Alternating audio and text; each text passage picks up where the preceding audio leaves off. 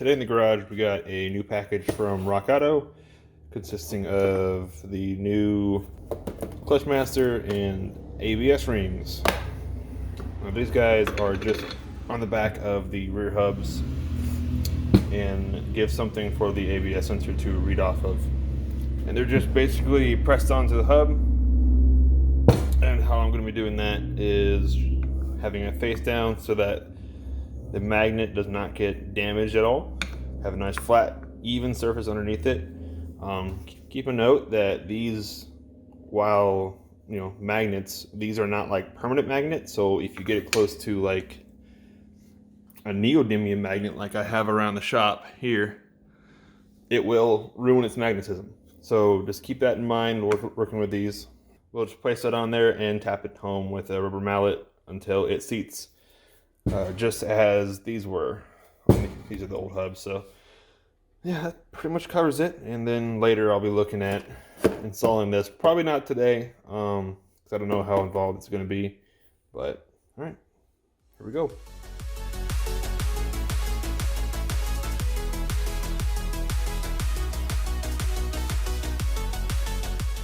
I thought this wasn't seating the entire way because the space left here is a lot more visually than it is here.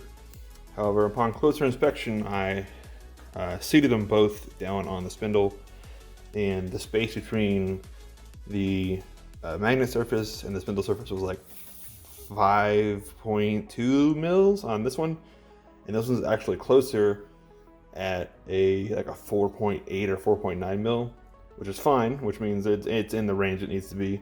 But these are also, this one's actually slightly thinner, so it's not going to visually seat as far as this guy will, or as far as this guy will. This guy will still have a bit more of a gap here than the old one, so we're all good. And I'll just pound the other one in and we'll call it a day.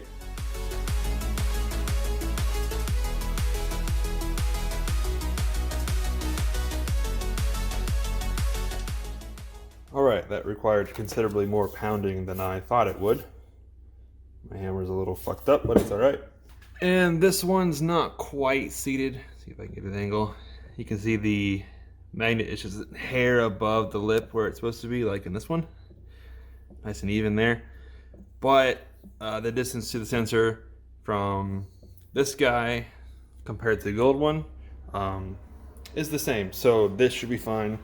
If it's not, whatever, just pop it off with a frickin' chisel and get a new one. But now I want to take a look at the clutch master and see what all needs to be done for that. On second thought, change of plans, because this is not what is currently in the car. Because this is a LSC 370 and I ordered a LMC 370. So the clutch job is going to have to wait. Okay, so on the docket for me today is going through my pile of bolts and itemizing everything and finding out what I need for what, and getting all new super corrosion resistant hardware for everything. So got it all laid out here. Every single bolt taken out the front, the rear, and bumpers. Then we got the new camber and toe arms for the rear, and then we got some miscellaneous crap over here, and our thread checkers, and a notepad. So I'm gonna get real familiar with the MasterCar and sort everything out. Not gonna film it, just might get a picture of the list at the end, so that if you need all the hardware, you can screenshot it. Other than that, I'm gonna jump into it and spend like 2 hours out here.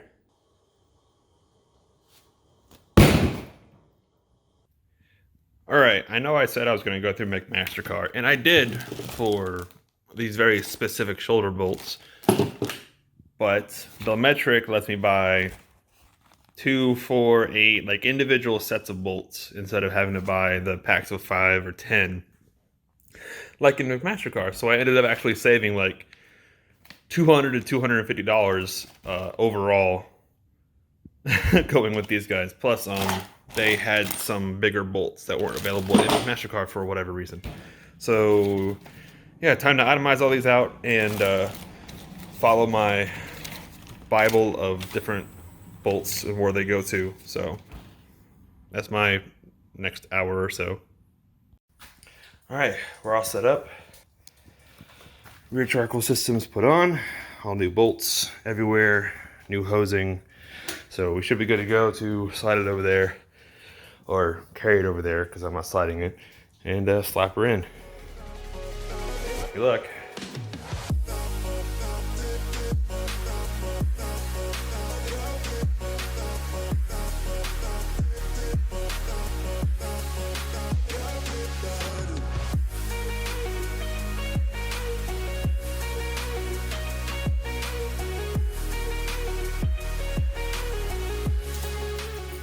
All right, as you can see, it's fucking pouring out, but the subframe is up and all torqued in.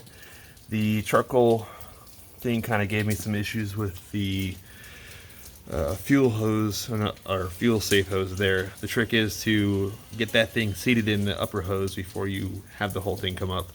But I made it work. And she's in there. Finally. Okay. Good evening.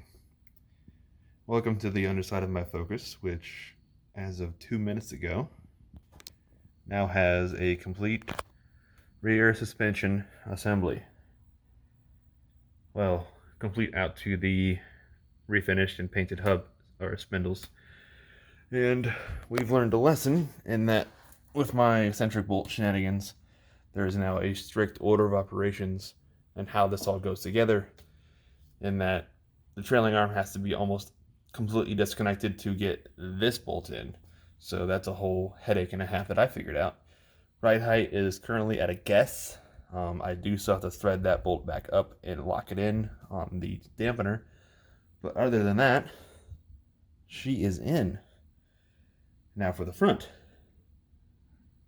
However, I still need to get stuff powder coated. So next week after, something like that. We are definitely well underway to getting this thing back on the ground.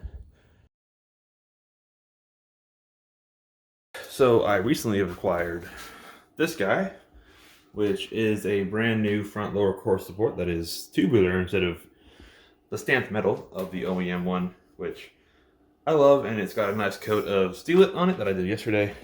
And if you give me a sec here, what I'm replacing is this guy. This rusty stamped piece of metal that is always rusty on no matter how many miles you have in a car. It's just held in with a couple 10 mils, 2 on that side, 2 on that side, and it just drops off, except for the fact that my cold air intake is attached to it. So we're gonna figure out some mounting solution for that, as well as the horns. Luckily, I do have a threaded insert tool that I can utilize for that. So we're just gonna get going.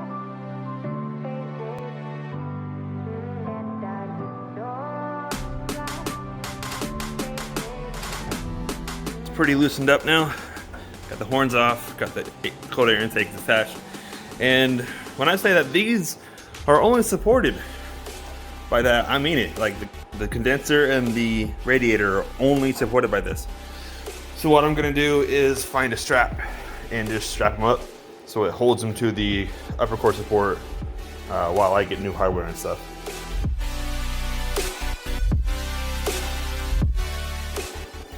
All right. Hooked it to the engine hoist hookup point and just ran it through the gap between the bar and the actual condenser and radiator. So now core support moves, and well, they move, but they don't really touch too well anymore. So I should be able to drop this with no problem.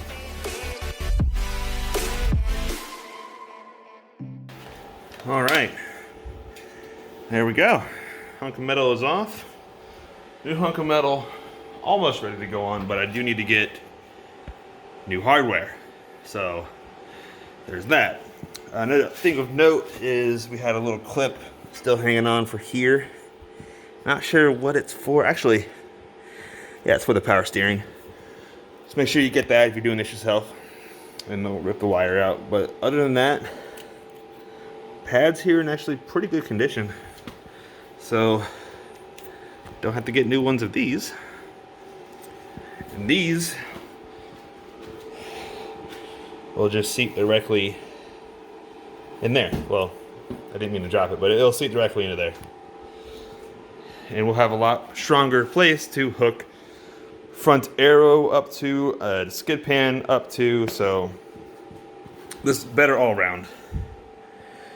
Hopefully I get to stop taking pieces off the car and started putting them back on very quickly, which by the signs of the painted suspension pieces around me, it's very soon.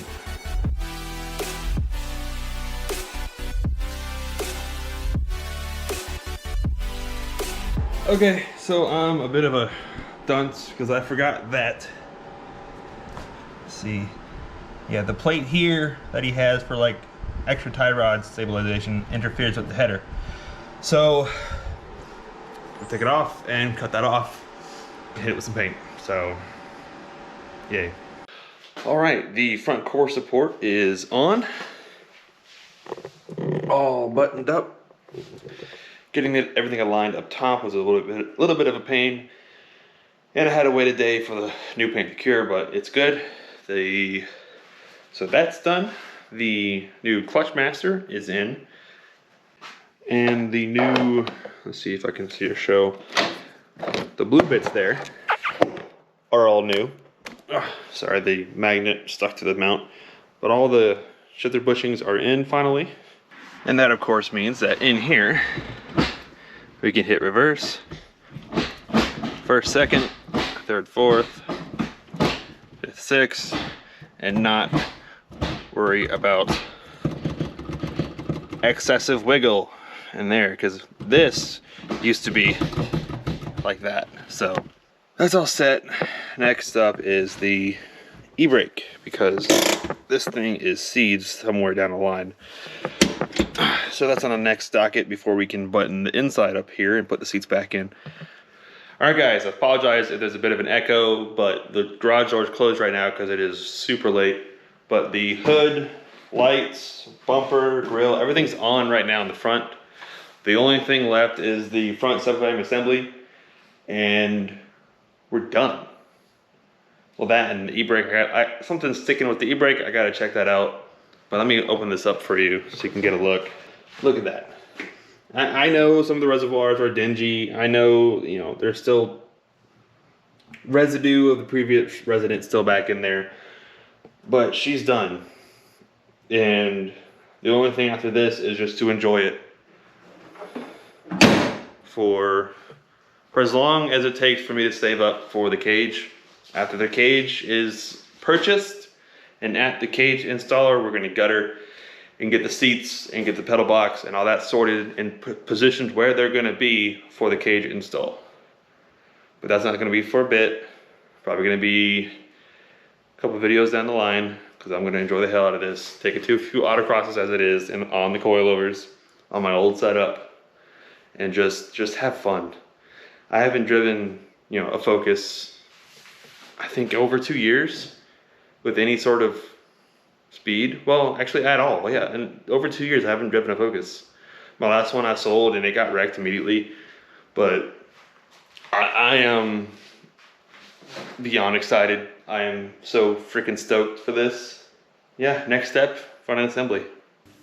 All right, guys, I cannot get over how beautiful these things look. Take a look at this. Just look at the finish here.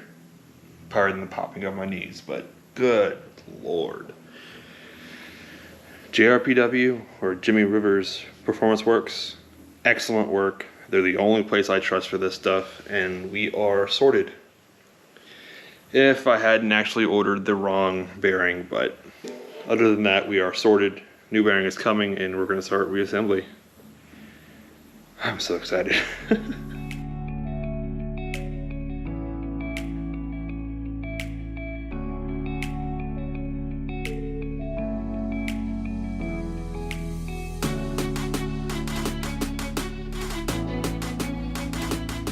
All right, it's time to put that in there.